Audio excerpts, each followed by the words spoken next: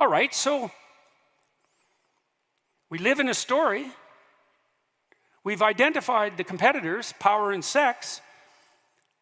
What is it that's being expressed in the biblical story? Look, if you go to a movie or read a complex book, you go to a sophisticated movie, a sophisticated play, a Shakespearean play, or you read a sophisticated work of fiction, you see a multidimensional characterization, right? A comic book has a hero with one motive.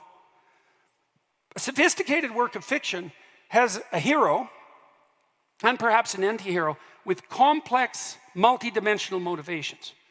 Whatever characterizes those more realistic people isn't reducible to any single attribute. And in a complicated work of fiction, the author walks you through a multidimensional characterization. You see the same person, the hero, aiming upward, the anti-hero or villain aiming downward. You see that person portrayed in multiple different situations. And and pursuing partial reflections of their ultimate aim.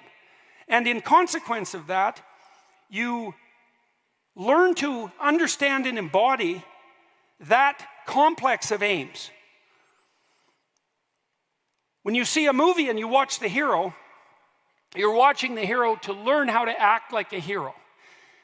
When you're watching a movie and you watch the anti-hero or the villain, you're watching the movie to learn how not to fail catastrophically and land in hell while taking everyone else along with you. Is it reducible to something as simple as power or sex? Not if it's not a comic book. You need a multidimensional characterization. All right. The biblical corpus provides a multidimensional characterization of the fundamental aim of man and cosmos. That's the claim of the book. So I'm going to walk you through some of the stories and show you what's being revealed. What's being revealed is the proper object of worship. Okay, so what does that mean? The proper object of celebration. The aim towards which all sacrifices and work are to be directed. That which should be held in the highest regard. That which should be imitated in ritual and admiration.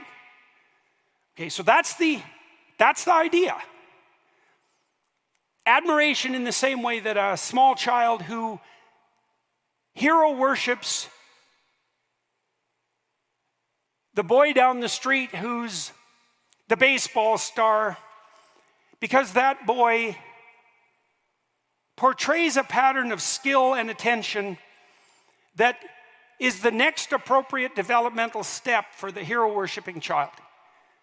That's a recreation of the religious impulse. The impulse to look up, admire, and imitate. The question being, to what should we address our attention, upward looking, admire, and imitate? That highest possible object of apprehension and admiration is by definition God. It's a definition. It's the highest aim that lurks behind all proximal aims. That's a good way of thinking about it. It's the upward aim as such.